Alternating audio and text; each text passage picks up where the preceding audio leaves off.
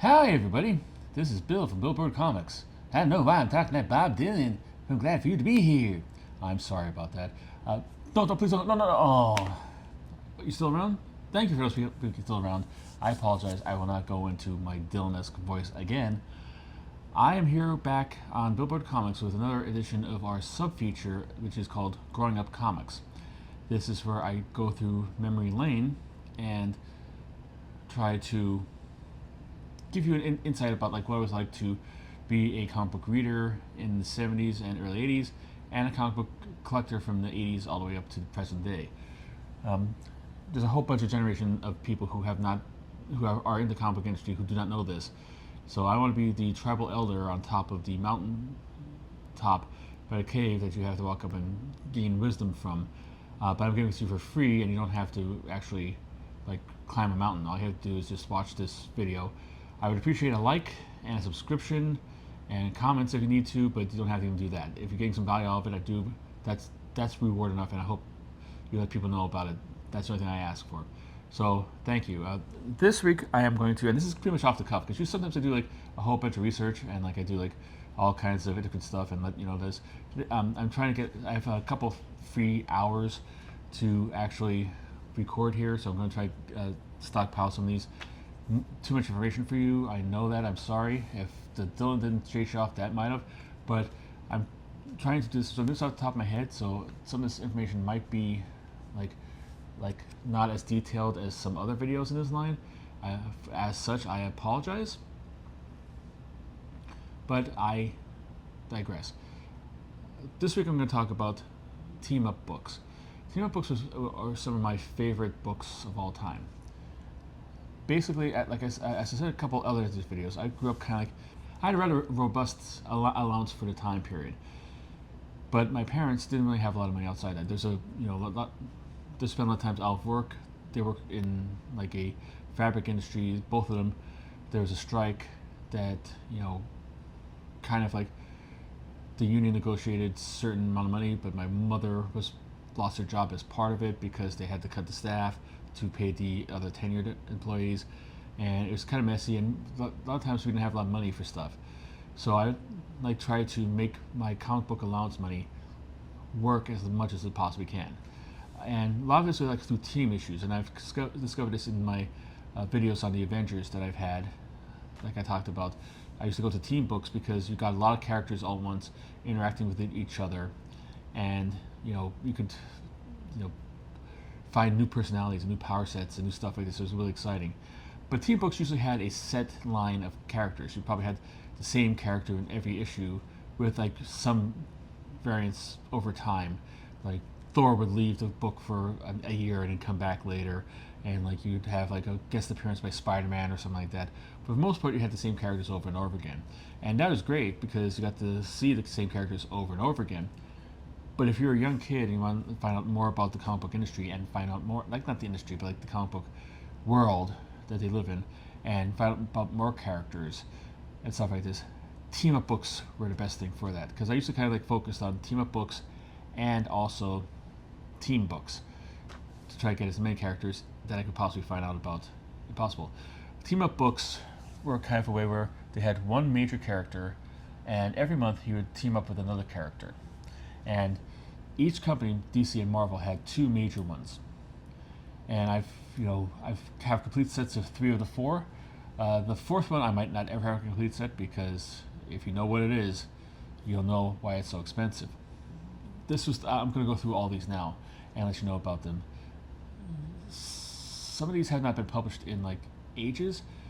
Some have have been revamped in different forms over the last couple of years. I know like one has in a kind of like different form been brought back, but nonetheless, this is like how it was when I was growing up. All 4 of them were active and firing on all engines at the same time.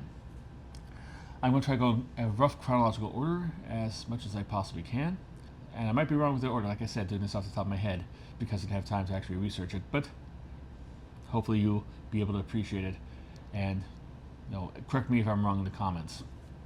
Nicely, gently, please. Thank you. First, I'll start off with like the granddaddy of them all, Brave and the Bold. Brave and the Bold ran for 200 issues from about 1956, 58, from the late 50s all the way up into 1983, I believe. It didn't start off as a team-up book. Basically, it started off as, back in that day, anthologies were king. You had a lot of anthologies. You had a lot of like books where you had various characters. Like you had 3 or 4 stories in the book, and you had 3 or 4 different characters doing that. I think in the first issue you had like the Viking Prince, the Silent Knight, and Robin Hood. And they kept on like doing like that kind of setup for about maybe 10 issues. Then it became more of a tryout book, like the Showcase line, an anthology where they have like one concept there. This Brave and the Bold had the first appearance at the Justice League of America in, I believe, number 28. And they also came back in, I think, 29 and 30. I have number 30, so that's my claim to fame. Probably will never get 28 because it's too expensive, but you know, who knows? Maybe I'll win a lottery someplace. Oh, let me win the lottery. But, however, it also was like, this is where the Golden Age Hawkman was revamped into a modern space science fiction based character. And Cave Carson appeared in there, and the original version of the Suicide Squad appeared in there. And it had various and sundry other tryouts along the lines, just to see what got popular with audiences, how many letters they generated, so they could figure out whether or not to spin them off into their own stories.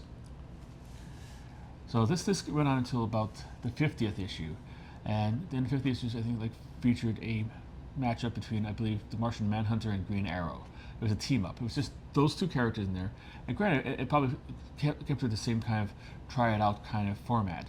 These are 2 characters who had backup stories in, I think, Action Comics and Detective Comics, respectively.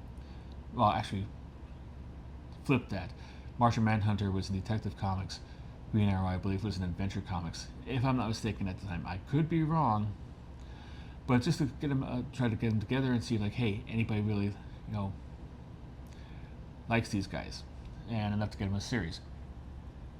Didn't, because there was no series springing off of that, but they did as a concept, and then eventually they turned out to be moved over to just being a team-up series featuring Batman, who was one of DC Comics' most popular characters, and a revolving cast of various and sundry comic book heroes and villains sometimes too. A lot of them were written by, I think, Bob Haney, and Bob Haney, if you know about him, he is one of the goofiest, for lack of a better word, writers in the comic history. I don't think he's with us anymore. I think he passed away a long time. He was the prototypical guy who wrote a lot of like Teen Titans, and he was a guy who was a middle-aged guy trying to sound like a hip and hep teenager in that, and like, you know, it's like kind of that weird kind of stuff. But he's known for like weird kind of stories that really didn't have any basis in continuity. He also wrote a lot of stories for Batman, Brave and Bold, where Batman teamed up with, you know, like Wildcat. Wildcat was a 1940s character who, according to the continuity established at the time in DC Comics, was a resident of another Earth. But Bob Haney wrote stories like he was a resident of the main DC Comics Earth, without an explanation of how he got over or, you know, why he's there. He's just there. He did team up with Plastic Man, and Plastic Man bore very little resemblance to Plastic Man that was so popular in the 40s from Quality Comics. You know, it was kind of like one of those things, like it was kind of a weird, like, series in the 60s and 70s. I read most of it during the 70s and 80s, where it became more of a conventional kind of team-up kind of thing. And, you know, just a way of, like, one thing I liked about it is, like, it gave you an option of, like, seeing, like, a whole bunch of other comic book, like, characters from DC Comics universe paired with Batman, one of the most popular characters there, and see how they bounce off each other and see how interesting they are. It was like, you know, I believe this series was one of my first experiences with the Phantom Stranger. One of the first issues of Brave and Bold I got was a team up between Batman and that character. So that's how I learned about him. And this this followed out through all four of them. Like basically, this is a good way of actually like figuring out which one is which and which characters are good, and like, oh yeah, I like that character. Then when I see them again, I pick it up because like, yeah, I really like this character in Brave and Bold. Let's see what they do with it and how they go with it and so forth. And it's like, nobody was off the table. Like Batman, who is basically a crime fighter in Gotham City, whose main power is being rich, was able to cross the sands of time, go back team up with World War II heroes, team up with Superboy, team up with go in the future and team up with the Legion of Superheroes. Whatever, if they have a story idea, and especially when Haney was writing it, because he didn't really give a rat's ass for continuity, they would work it in for Batman to do that. But I guess the concept became popular enough that Marvel decided to have one of its most popular characters become a team up book for itself. It is, of course, Spider-Man, and the first team up book that they published was Marvel Team Up. First issue featured a pairing of the Human Torch with Spider-Man, but it ran for 150 issues. It ran from about 1970 to 1984, somewhere around that time. That's the time when all of them pretty much died. But it involved Spider-Man teaming up with a whole bunch of ones. Not exclusively. There's one or two here. I think there's one like Power Man, Iron Fist teaming up with the Hulk that was in there, and every so often you get like an oddball pairing. Like I think Human Torch and Thor was one of the team ups there. But for the main part, for most of its run, it was Spider-Man and another Marvel Universe character. Again, it was kind of like kind of a tryout book for all these other characters, at least to expand their brand value and brand identity and brand knowledge about this. You'll find out characters in there that you might not be reading the book. One of my favorite books of this, I read it to the cover fell off, was one team up between Spider-Man and Daredevil, and they faced off against Blizzard and Electro. Blizzard is one of my favorite villains. He's kind of disappeared into the morass of other kind of cold-based villains. He was basically kind of like Mr. Freeze if he wasn't actually frozen, kind of thing. It was like he had a refrigerator on his back, and he'd shoot out ice blasts and stuff like this. And he had a really cool costumes, all dark blue with white piping, and I thought it was a really good design. For the 70s, I thought it was really understated and drawn. One of my favorite villains. But then again, he's kind of I think he might have been killed by a Scourge a couple times maybe. But no, it's like they're fighting in the Daily Bugle, and I think the last thing ends up with both Spider-Man and Daredevil swinging in at the same time, timing their punches to punch both the villains out, and they start going flying backwards. And Sal Buscema artwork, which is why he's one of my favorite artists. Really great, really good, really nice. But it had a really good whole bunch of creators. Chris Claremont had a big, long run on the title, and a lot of times he was joined by John Byrne. So if you like the Byrne-Claremont pairing, but you can't afford the pricey X-Men back issues, maybe try to invest in the good stories from their run on Marvel Team Up. It was very good. One of my favorite ones was, I think, written by Chris Claremont, but art by Sal Buscema. It was a story about Sue Storm. And this is back when Franklin Richards was just a toddler. He was a toddler for 15 years. But let's face it. I mean, he's grown up to be kind of a teenager or preteen now, but he took 40 years to get there, 50 years to get there. So, welcome to comic books. But some gang somehow managed to kidnap Franklin, and they're trying to make, I think, I don't remember the exact thing. I don't know if it's on Marvel Unlimited. I said this before when I was doing a couple weeks ago when I did the whole Marvel Assistant Editors Month. I think was that last week? It was 2 weeks ago.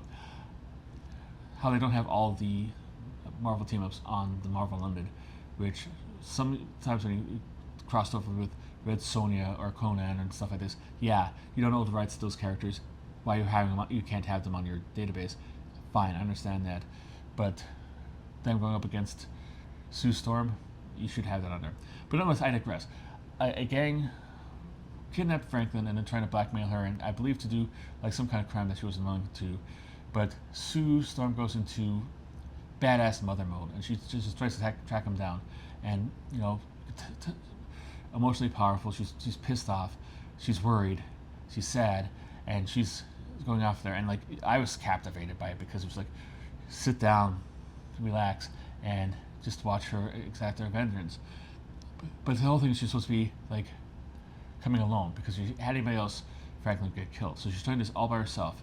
However, she's at a dinner party that Peter Parker is covering for the Daily Bugle, and Spider-Man, being Spider-Man, who has a pretty good, at the time, had a pretty good relationship with the Fantastic Four altogether, decided to haul along. But he like in the back of her car, and she's like, "You can't be here, can't be here."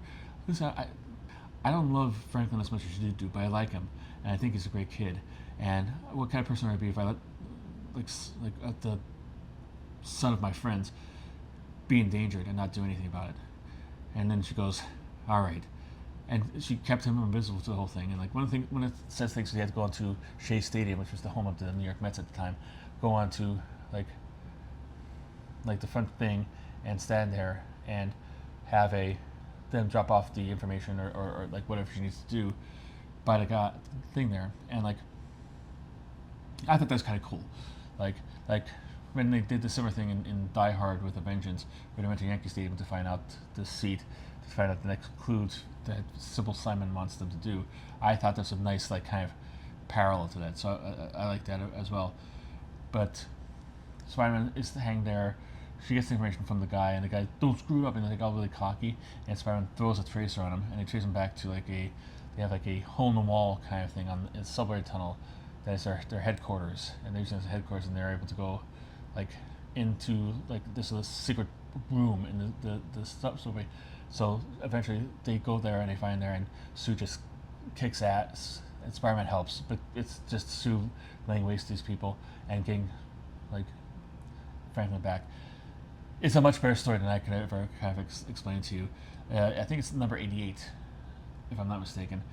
It has obviously, you can tell by the invisible girl on the cover, and like she's kind of fading out. And she has Franklin arms, and she's surrounded by gang members, and Spider-Man's there too. Get it, buy it. If you find it like in a $1 bin or a $2 bin or a $3 bin or whatever, get it. It's a good read. It's one of my favorite ones. The first one I got on there, I got it in the coverless version. I picked up sometime in a flea market or whatever, and fell in love with it. And I have a near mint copy in my collection now, so it's really, really great. The next up chronologically was, I believe, Marvel 2-in-1. This had another very popular character. I mean, at the time we were doing like starting a team up. Nowadays, be Deadpool. Deadpool actually did have a team up book for a slight amount of time, or Wolverine, or somebody along those lines. This. But back in the 70s, I think this started at like maybe 1972, 73. Thing was monstrously popular. No pun intended, of course. He was the most popular member of the Fantastic Four, far and away.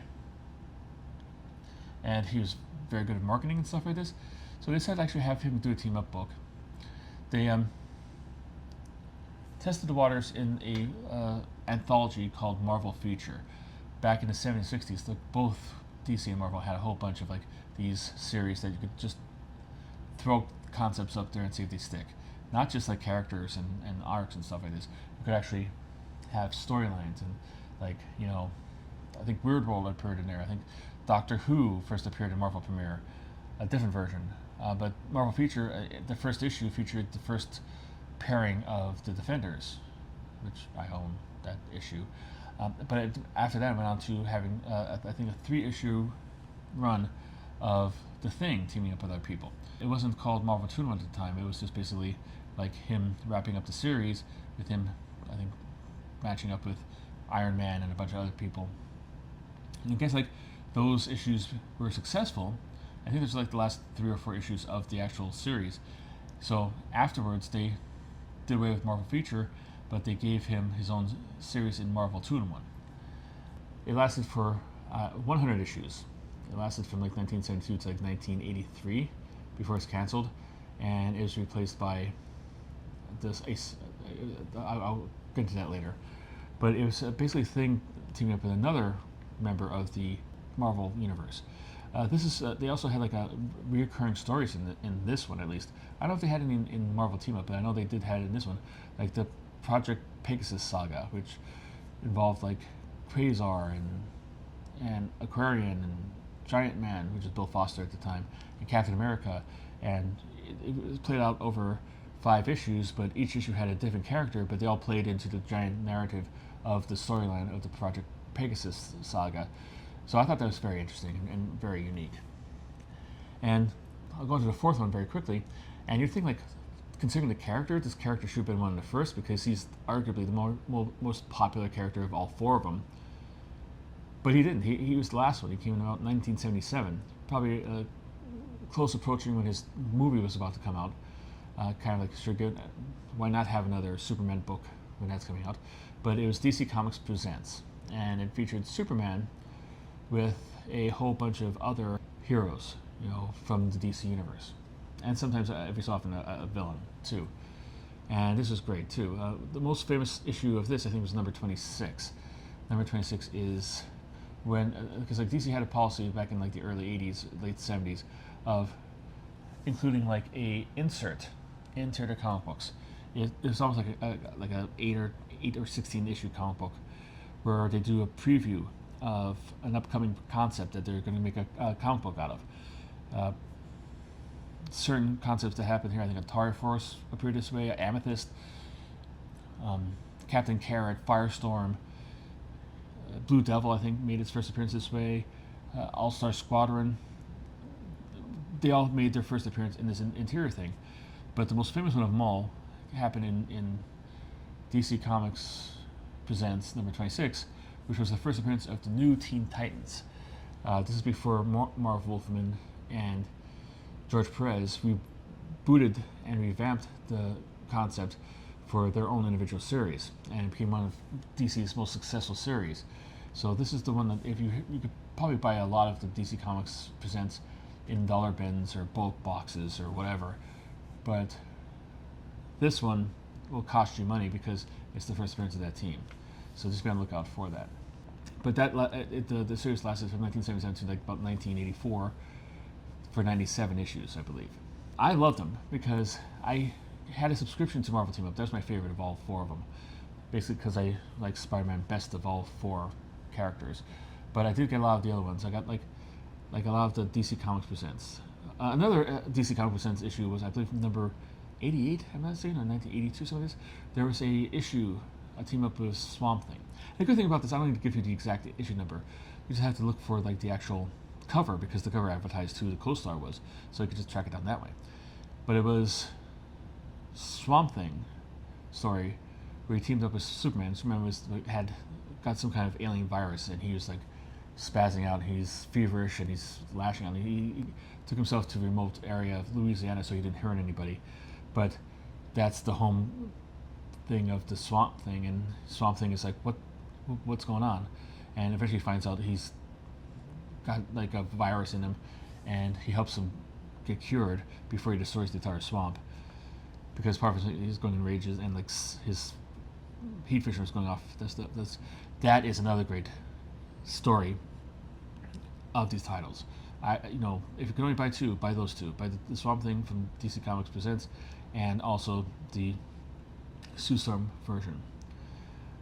But for me, I love this because like it gave me a chance of being introduced to other characters. Marvel Team Up, I said, like I had a subscription to that right up until the time it ended, and most of these, except for the DC Comics Presents, were canceled and replaced with a different series.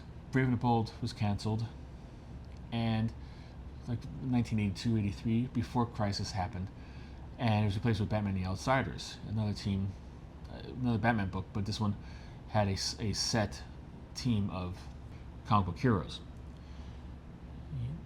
Marvel Team Up lasted till about like 84, 85, and it was replaced by Web of Spider-Man. And I had a subscription to this at the time, and it carried over. Like my last issue, like the Marvel Team Up last ended with like 150, and the next issue started up with Web of Spider-Man #1. So they sent me that automatically, and I got Web of Spider-Man until for the 4 or 5 issues it took me to run out my Marvel Team Up subscription. Marvel Team Up ended in like 83 or 82, 83, and was replaced by a solo Thing book. DC Comics Presents just died, and it was not replaced by anything. At least not that I know of. It was shortly after Crisis. Crisis pretty much did it in, because the writing was on the wall for Superman, and Superman that was part of that title is not going to exist anymore, and pretty much like a new broom sweeps clean. So they kept Action Comics. They started a new Superman with #1. They started a new series of Adventures Superman. They kept the numbering of the original Superman just to keep the legacy numbering going, and DC Comics Presents was gone. It was sort of replaced by the early issues of Action Comics, because when Action Comics went back from about maybe 12 to 25 issues or whatever, it became a team-up book, drawn by John Byrne, where he did team-up Superman between the new Superman, the new status quo Superman, with the various and sundry other characters in the DC universe. So, but that lasted on until issue 600, and then it came over to just a regular Superman book, and that's one of the last team-up books that DC Comics published. And I was sad, because I really liked them. I mean, they have brought back. There's been 3 other volumes of Marvel Team Up. One was during the 90s when expansion was everything. Another one was, I think, in the early 2000s. Another one was just recently. I think it was mostly focused around Miss Marvel as the Team Up character. It only lasted for about 8 issues, I think, maybe even less. Marvel Toon One had a team up. It was basically the adventures of Thing and Human Torch, and their adventures, because Reed and Sue were written out of the book for the time being. But for me, it's like I said, there's a great way to find out all the various and sundry other characters in the DC and Marvel universes relatively cheap. You could get them dropped off and put in. It was fun when you had a character team crossover, because great, I get to see this character again. Or if it's a person you don't know, okay, well, let's see what this is about. Guy with the flames in his head. Oh my, what's up with that? I can't wait to see that. One of my early DC Comics Presents was a issue with Mr. Miracle, and he gets appeared in it, and he was basically a butthead to Superman through the whole thing, and wow, who's this guy? But he's getting off all kind of things. This is interesting, and became one of my favorite characters. So I don't know if any team-up book would actually be able to survive in this day and age. They had continuity back in those days, but it's much simpler, it's and much lighter. But nowadays it seems like the continuity is basically, a lot of the heroes barely could stand each other, being in the same room, let alone spend a whole time teaming up with each other. And there's so many team books that practically every character has experience with every other character at some point in their life by being on a team at one point. But yeah, the team up books were really, really a favorite part of my comic book collecting upbringing. So I'm, like I said, you could buy a lot of them really cheap in back issue bins and dollar bins and stuff like this, and in bulk lots. I have a complete set of I almost forgot this teaser. Oh my gosh, I almost let you down. The 3 books I have, and I'm sure you all 3 books I have a complete series of, and I'm sure you probably already guessed this, is Marvel Team Up, Marvel 2-in-1, and DC Comics Presents. I'm working on a complete set of Brave and Bold. I think I need 30 issues, 20 some issues to complete it, but they are the 20 most expensive ones. I think I have a complete one from about 31 all the way through. There's some that are in really, really bad condition that need to replace, but I have a whole bunch of them all along. But the ones I need now are the really most expensive ones, the hundreds of dollars of ones, or if not thousands of dollars ones, if not the tens of thousands of dollars ones. So yeah, I don't know how much it's going to be. I have no problem getting a ready copy. I do have the first appearance of Hawkman in the title, but it's a it was from a collection where the guy kept all his books in a binder. Like it wasn't a 3-ring binder. It was, I think, one of those things where they had posts. So there's 3 holes in the actual spine of the comic book. So, that's not gonna get you a 9.8 on CGC or anything like that. Probably not even a 6.8 or a 0.8. But it's a big key that I got for relatively cheap to actually fill the hole in there until I obviously win the lottery. So that's my remembrance of team-up books. Do you remember them? Do you know of any? What was your favorite of the 4? Which one did you have any subscription to them? Which ones were your favorite stories from these lines? Do you agree with my assessment of Bob Haney as being goofy and wacky and out there? Do you wish they could come back? If so, who do you think should be the main team-up guy? Should it be Spider-Man again? Should we try another run with Deadpool? Should it be a revolving cast of characters teaming up with people? Let me know. Let's start a discussion down there. I hope to hear from you, but if I don't, you know what? Keep on collecting.